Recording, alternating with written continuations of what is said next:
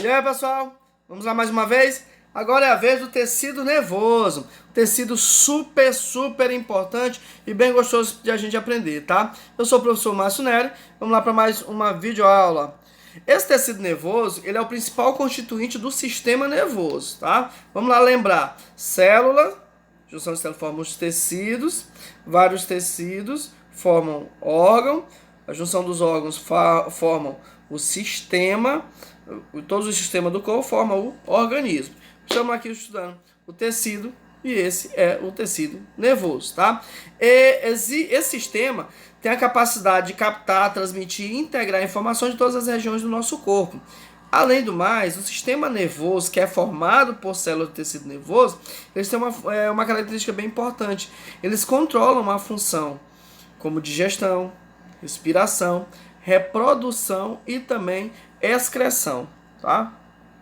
Observe bem, o nosso sistema nervoso é dividido em dois, sistema nervoso central e sistema nervoso periférico. Vocês estão observando primeiro aí o sistema nervoso central, que é formado pelo cérebro e pela medula espinhal, tá?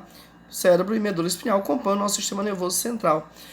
Sistema nervoso periférico, nós temos aí, vocês podem observar nas imagens, ele é formado por nervos, gânglios nervosos e terminações nervosas, que são justamente aqueles receptores para a dor, para o tato, para o frio, pressão, calor, paladar. Quando, por exemplo, está fazendo muito calor, são justamente essas terminações nervosas que percebem isso, enviam uma mensagem para o teu sistema nervoso central, que liga para o teu sistema endócrino e começa a ativação da glândula sudorípara. E assim você começa a suar para que tudo... Por que tudo isso acontece? Para que você tenha homeostasia, ou seja, regulação. Fique em equilíbrio. É importante que o nosso corpo mantenha-se em equilíbrio de temperatura. Tá? Muito frio, iremos morrer. Muito calor, também iremos morrer. Por isso a importância desse equilíbrio. As células do tecido nervoso, elas são chamadas de neurônio. Elas são capazes de comunicar e captar informações por meio de impulsos elétricos. Estima-se que nós tenhamos de 80 a 100 bilhões de neurônios. Existe pesquisa aí que fala que as mulheres têm menos neurônios que os homens, mas claro que é porque não precisam disso. O homem ele é bem mais detalhista, aliás, muito mais direto naquilo que ele vai informar. A mulher não. A mulher é bem mais detalhista. Aprendam isso. A mulher, ela consegue, sei lá, lembrar daquilo que tu fez de errado há 20, 30 anos atrás. Basta você começar a perder uma discussão dentro de casa que ela vai lembrar. E naquele tempo que tu fez assim, assim, assim. É isso. A mulher tem uma memória de elefante, talvez. Uma memória de 1 terabyte. Não esquece de nada nunca, tá? O homem não. Apesar de ter mais conexões neurais que as mulheres, eles não desenvolvem tanto isso, tá? Porque esquecem de datas com facilidade. É importante vocês lembrarem também que as conexões neurais, elas são importantes e nós temos uma plasticidade neural. Cada vez que você aprende algo novo, essas células se conectam de novo, de forma diferente, os neurônios, e assim você começa a desenvolver novas habilidades, tá? É importante lembrar isso. O homem, ele devido ao nosso passado histórico e evolutivo, nós começamos a desenvolver capacidades mais racionais. Por isso, os homens gostam mais de números.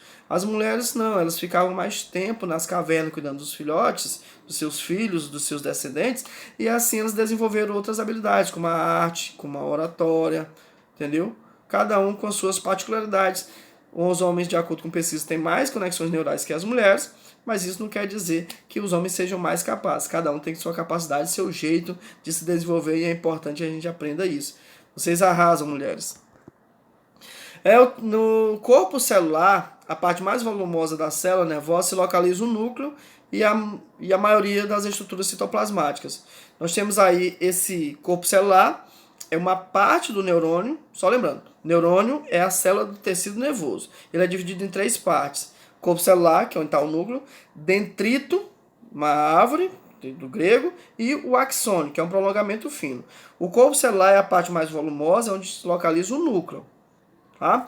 Os dendritos, do grego dendron, que significa árvore, são prolongamentos finos e geralmente ramificados que conduzem os estímulos captados do ambiente ou de outras células em direção ao corpo celular. A mensagem chega nos dendritos. A mensagem chega nos dendritos.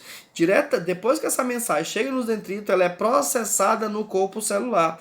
A mensagem chegou no dendrito, ela é direcionada para o corpo celular, onde tem um núcleo, e o núcleo vai decidir o que fazer. Quando ele decide o que fazer, ele envia essa mensagem para o axônio, que é um prolongamento fino, geralmente mais longo que o dendrito, cuja função é transmitir essa informação para outra célula através de impulso. Esse impulso vem lá do corpo celular. Então repitam comigo, aprendam isso, anotem. Dendrito, chega a mensagem. Direcionada para o corpo celular, onde essa mensagem ela é processada. Após esse processamento dessa mensagem, ela é enviada para o axônio, que esse axônio vai enviar para o dendrito de outra célula. Lembre-se sempre, esse impulso nervoso, ele sempre é unidirecional, ele não vai e volta, sempre em uma única direção. A mensagem chega pelo dendrito, passa para o corpo celular e diretamente ela é avançada, enviada para o axônio. Observem aí, vocês dão para perceber a questão dos neurônios, receptores, neurônios sensitivos, neurônios efetores, né, neurônios motores. Tá? Cada um desses neurônios ele vai ter uma importância, uma função. Observe os estilos desse neurônio. Tá? As células do sistema nervoso, do tecido nervoso, elas são tidas como células estreladas. E aí vocês observam o porquê isso. Observem aí onde é que fica o corpo celular, a parte do núcleo. Atentem para isso aqui, ó. Bem aqui, essa parte como se fosse galhos de árvores são chamados de dendritos. Essa parte globulosa, melhor dizendo, é o corpo celular. Essa parte mais escura é chamada de núcleo. E aqui embaixo, esse filamento é chamado de axônio. É justamente ele que vai enviar a mensagem para outro neurônio. Tá? Nós temos aí uma condução saltatória. O impulso ele se propaga através de saltos. E aí vocês observam aí esse processo, né? Essa propagação desse impulso nervoso. É importante vocês lembrarem que isso é muito rápido. Eu peço que vocês façam uma experiência agora, só para vocês perceberem como esse impulso nervoso ele é bem rápido. Eu peço que vocês que estejam aí sentados nas suas cadeiras, todo mundo mexendo aí o dedão do pé direito. Pronto. Veja só que no momento que vocês ouviam esse comando, vocês imediatamente deram a ordem e o dedão do pé direito de vocês mexeram. Talvez algumas pessoas ficaram na dúvida onde é o pé direito, onde é o pé esquerdo, mas mesmo assim mexeram o dedo. Vejam só como isso foi muito rápido, isso é muito eficaz. Porque o impulso nervoso, ele passa com uma certa eficácia. Por isso a resposta desse impulso ela é bem eficiente. Tá? O sistema nervoso, os nervos, são fios bem finos, formados por vários axônios de neurônios envolvidos por um tecido conjuntivo. Mais uma vez é o tecido conjuntivo, como eu já havia mencionado para vocês, ele faz uma conexão entre todos os tecidos do corpo. Os nervos eles transmitem mensagem de várias partes do corpo para o sistema nervoso central ou deixam para as outras regiões. Os nervos eles trazem a mensagem do corpo para o sistema nervoso central ou levam a mensagem do sistema nervoso central para as demais partes do corpo. Tá? Nós temos aí a classificação dos nervos. Eles podem ser classificados de acordo com um tipo de neurônio, que vocês viram na imagem anterior. Eles podem ser neurônios sensitivos, né? Ou aferentes, contém apenas neurônios sensitivos. Pode ser motores ou aferentes, contém apenas neurônios motores. E também os mistos contêm neurônios motores e sensitivos. Peraí, professor, como é esses neurônios sensitivos e como é esses neurônios motores? Quando ocorre uma percepção, por exemplo, de dor, de queimação, de sabor, isso são neurônios sensitivos. Quando você executa uma determinada função de pegar, de tocar em algo, isso aí são neurônios motores. Talvez daqui a pouco, terminar a aula, vocês vão lá mexer nas panelas, e aí vocês, sem querer, talvez já até aconteceu isso com vocês, você coloca a tua mão ali, sem querer, na panela quente, e imediatamente você tira. Eita! Você só percebe que queimou tua mão depois que você tirou. Entendeu? Por que isso acontece? Porque naquele momento, o teu sistema, a tua pele, que é inervada também para o sistema nervoso, com seus nervos, os neurônios efetores, sensitivos, melhor dizendo, neurônios sensitivos, eles perceberam isso, enviaram a mensagem diretamente para a tua medula espinhal e lá imediatamente vê o comando através de uma contração muscular, neurônios motores. tá? Veja só, a percepção desenvolveu a ação. Tudo isso devido à ação desses neurônios. Neurônios aferentes ou sensitivos perceberam que estava queimando tua mão e imediatamente foi retirada porque foi enviada uma mensagem para os teus neurônios motores executarem aquela função. Já aconteceu isso com vocês? Os neurônios também são classificados quanto à posição anatômica, né? São os neurônios cranianos, tem lá 12 pares ligados ao encéfalo, e os raquidianos ou espinhais ligados à medula, que são 31. Lembrando que tem esses 31, tem lá as regiões lombares, tem a região torácica, tá? E é importante vocês terem muito cuidado com isso. Lembre-se sempre, as células do tecido nervoso, elas têm grande dificuldade de regeneração. Por isso, uma lesão nesse tecido nervoso pode trazer graves consequências, tendo em vista a dificuldade de regeneração tecidual. Temos aí um determinado tipo de célula que compõe o nosso sistema, nosso tecido nervoso, que é a célula de Schwann. Certos tipos de neurônios são envolvidos por células especiais, e essas células são chamadas de células de Schwann. Essas células se enrolam dezenas de vezes em torno do axônio, formando uma capa membranosa chamada de bainha de mielina. Essa bainha de mielina, ela é formada de lipídios e ela serve para propagar a mensagem através dos neurônios. Imagine só um fio desencapado. Isso é o neurônio. A capa do fio é a bainha de mielina. Ela vai se enrolar ali justamente para que essa mensagem ela não fique dispersa. Ela passe na única direção e assim a mensagem seja transmitida com maior eficiência. Célula da glia, elas digerem em forma e função, elas são diferentes em forma de função, houve um erro ali. Cada um desempenha um papel diferente na estrutura e no funcionamento do tecido nervoso. Primeiro aí os gliócitos, né, os astrócitos. É importante você lembrar que essas células da glia, elas são menores que os neurônios e apresentam em quantidade 3 vezes maior do que os neurônios. Por exemplo, se nós temos 100 bilhões de neurônios, nós teremos aproximadamente 300 bilhões de células da glia. Claro que isso números aproximados, tá? Esses astrócitos participam da manutenção do ambiente químico apropriado para a geração dos potenciais de ação neurais. Fornece nutrientes aos neurônios, contém o balanço apropriado de cálcio e de potássio. E aí nós temos uma bomba de cálcio, de sódio, de potássio, de cálcio, que é justamente para que ocorra esse movimento, ocorra a passagem da informação. Os oligodendrócitos formam malha de sustentação em torno dos neurônios do sistema nervoso central, produzem a bainha de mielina em torno de diversas axônios adjacentes do neurônio do sistema nervoso central. Enquanto lá os gliócitos fazem a proteção, esses oligodendrócitos eles envolvem o corpo do neurônio, o axônio, através da bainha de mielina. E o micróglia também protege as células do sistema nervoso central de doenças por engolfarem os micróbios invasores, removem o detrito de células mortas e migram para as áreas lesadas do tecido nervoso. Eles fazem um processo aí de regeneração. Além de proteger, também estão regenerando essas células do tecido nervoso, tá? E as células ependimárias revestem a cavidade do sistema nervoso central, formam lá o que nós chamamos de líquido cefalorraquidiano e participam de sua circulação. É importante vocês lembrarem uma coisa, gente. O nosso sistema nervoso central, ele tem uma proteção, tá? Ele tem esse líquido cefalorraquidiano que participa também de uma forma de uma proteção. No nosso crânio, nós temos lá as meninges.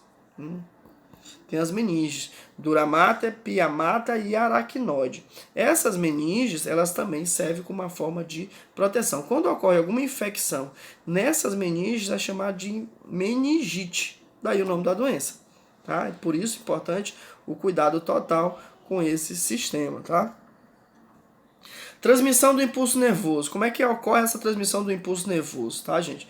É bem simples de vocês compreenderem. Esse tecido nervoso, a transmissão de uma mensagem de um neurônio para outro, ele se dá, é chamada de sinapse. O que é a sinapse? É a transmissão de uma mensagem de um neurônio para outro. Mas como é que isso ocorre? Ocorre através de um gasto energético por meio de uma bomba de sódio e de potássio. Tá? Uma concentração de sódio e potássio vai estar lá, na meio interno e externo do neurônio, dentro e fora do neurônio. Quando a mensagem passa, eles modificam, né, melhor dizendo assim, a sua concentração. Entra potássio, sai sódio, entra sódio, sai potássio, para que possa haver a contração e o impulso nervoso. Observem só a leitura. Em um neurônio, os estímulos se propagam sempre no mesmo sentido, são recebidos pelos dendritos, seguem pelo corpo celular e percorrem o axônio da extremidade. Deles são passados às células seguintes, dendrito, corpo celular, axônio. O impulso nervoso que se propaga através do neurônio é de origem elétrica e resulta em alteração de cargas elétricas das superfícies externas e internas da membrana, ou seja, a quantidade de cargas elétricas vai estar dentro e fora vai ser modificado devido a essa passagem, esse impulso nervoso, né? Ocorre uma alteração das cargas elétricas. Tá lá, quantidade de sódio, quantidade de potássio. Vou lá ver a mensagem, modificou, relaxou o neurônio, vem mensagem, relaxou o neurônio, tá? A membrana polarizada, o neurônio em repouso apresenta carga elétrica positiva do lado externo, voltado para fora da célula, e carga negativa do lado interno, voltado para dentro da célula, no citoplasma da célula. A membrana despolarizada, já o oposto, né, ocorre uma alteração na permeabilidade da membrana, permitindo grande entrada de sódio na célula e pequena saída de potássio. Então, quando a membrana está despolarizada, tem uma grande concentração de sódio dentro da célula e pouco potássio. Quando a membrana está polarizada, ocorre o oposto. Observem aí essa passagem de sódio e de potássio. Os vermelhinhos são o potássio e os amarelinhos são o sódio, tá? Então ocorre aí a bomba de sódio e potássio, por isso ocorre também um gasto energético. Aí você observa se está um dia cansativo, né? Trabalhou muito, estudou bastante, você ficou cansado, você trabalhou a mente. Mas para que você trabalhasse a mente, houve um gasto energético. Houve ali uma grande atuação da bomba de sódio e potássio, por isso o cansaço. Ok? Observe aí, o neurônio, a mensagem vai passando e o sódio vai para o lugar do potássio, o potássio vai para o lugar do sódio, justamente para que a mensagem possa ser transmitida, tá? E aí, como eu mostrei para vocês, ela é muito eficiente. A transmissão do impulso nervoso de um neurônio a outro, ou às células do órgão efetores, é realizada por meio de uma região de ligação especializada denominada de sinapse, ou seja, a comunicação entre um neurônio e o outro ela é chamada de sinapse. Existe os tipos de sinapse, que pode ser sinapse química, né? Existe esse tipo bem comum aí, que é a sinapse química, em que as membranas de duas células ficam separadas por um espaço chamado de fenda sináptica. Ocorre um certo distanciamento e a mensagem fica passando de um para o outro, tá? Devido a essa fenda sináptica. Através dessa sinapse química, ela só se dá através de neurotransmissores, tá, gente? Que são mediadores químicos. Os mais comuns são a acetilcolina, a adrenalina, tem a dopamina, serotonina, que são neurotransmissores, tá? Esses neurotransmissores caem nessa fenda sináptica e dão origem aos impulsos nervosos da célula seguinte. Logo a seguir, os neurotransmissores que estão na fenda sináptica são degradados por enzimas específicos, cessando assim seus efeitos, tá? Então, para que ocorra a ação desses neurotransmissores, eles caem nessas fendas sinápticas e assim vai ocorrer o movimento. O principal dele aí que eu falei para vocês, a adrenalina. Lembra qual é a função da adrenalina, esse neurotransmissor? Ele vai te preparar para lutar ou para fugir. Digamos aí que você está andando aqui na nossa cidade de vocês, e aí está passando ali, andando à noite, mexendo no celular com total segurança, coisa que não existe mais, e passa duas pessoas na moto te olhando. Primeira sensação é que teu coração falta a saltar pela boca, começa a bater mais forte, é justamente devido à liberação de adrenalina.